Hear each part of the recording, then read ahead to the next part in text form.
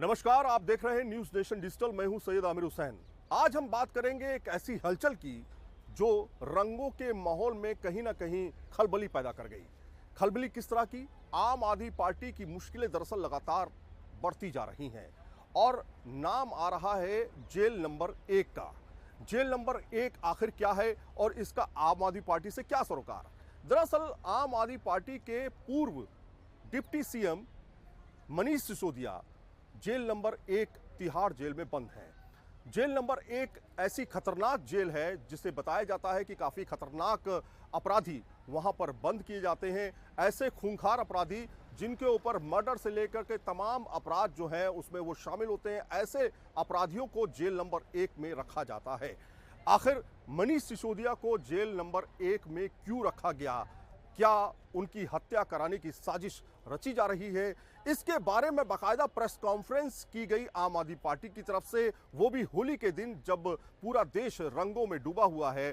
तब ये कहा गया कि जो कि आम आदमी पार्टी के बड़े एक तरह से नेता हैं सौरभ भारद्वाज, उन्होंने आरोप लगाया कि बाकायदा षड्यंत्र के थ्रू जेल नंबर 1 में मनीष सिसोदिया को रखा गया है। मनीष सिसोदिया जो 26 फरवरी को जिनको गिरफ्तार किया गया, सीबीआई ने लंबी पूछताछ के बाद जो है उनकी गिरफ्तारी हुई और उसके बाद लगातार उनसे पूछताछ चलती रही और उसके साथ में आरोप भी उनके ऊपर लगे कि किस तरह से आबकारी नीति में बदलाव करके बड़े व्यापारियों को उन्होंने सीधे फायदा पहुंचाने की कोशिश की, एक तरह से शराब घोटाला।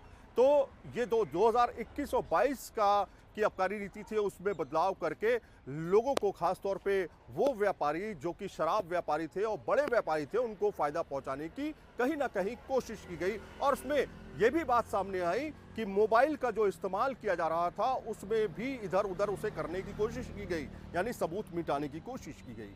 इसके तहत आज जो आम आदमी पार्टी की कहीं ना कहीं जो प्रेस कॉन्फ्रेंस हुई है, जो सौरभ भारद्वाज ने की है, उन्होंने बड़े गंभीर आरोप लगाए हैं। गंभीर आरोप क्या है? गंभीर आरोप ये है कि कहा है कि मनीष सिसोदिया को बाकायदा जेल नंबर 1 में रखने के पीछे बड़ी वजह यह है कि उन्हें ऐसे अपराधियों के बीच रखा जाए जो कि थोड़े से पैसे से, थोड़ी सी लालच से उनके साथ कुछ भी कर सकते हैं, यानी उनकी हत्या तक कर सकते हैं। इस तरह की बात सामने आई है।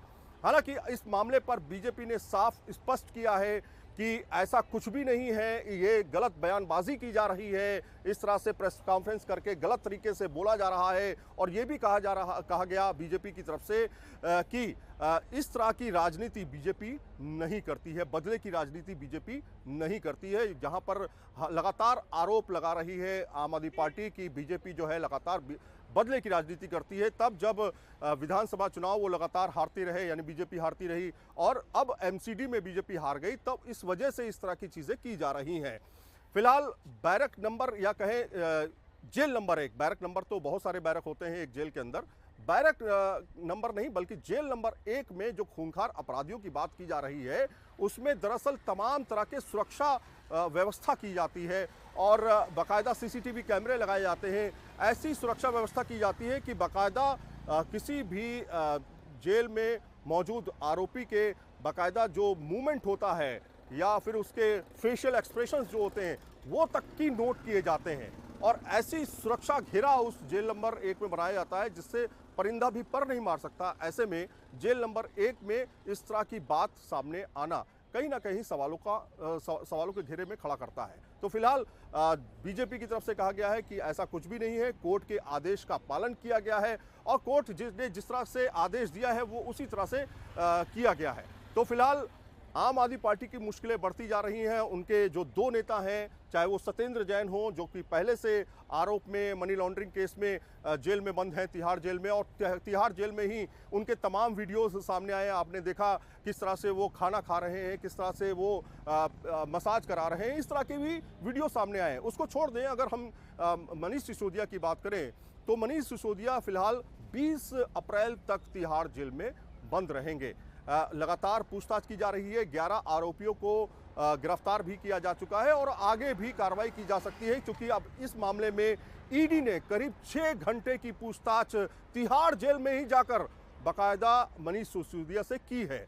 यानी कि अब ईडी का मनी लॉन्ड्रिंग केस भी अब इस मामले में सामने आ रहा है कि पैसे का आवागमन कहां कहां हुआ, किसने किसने पैसे लिए, कहां कहां पैसा गया, विदेशों में फंडिंग हुई, कहां से पैसा आया, कहां गया।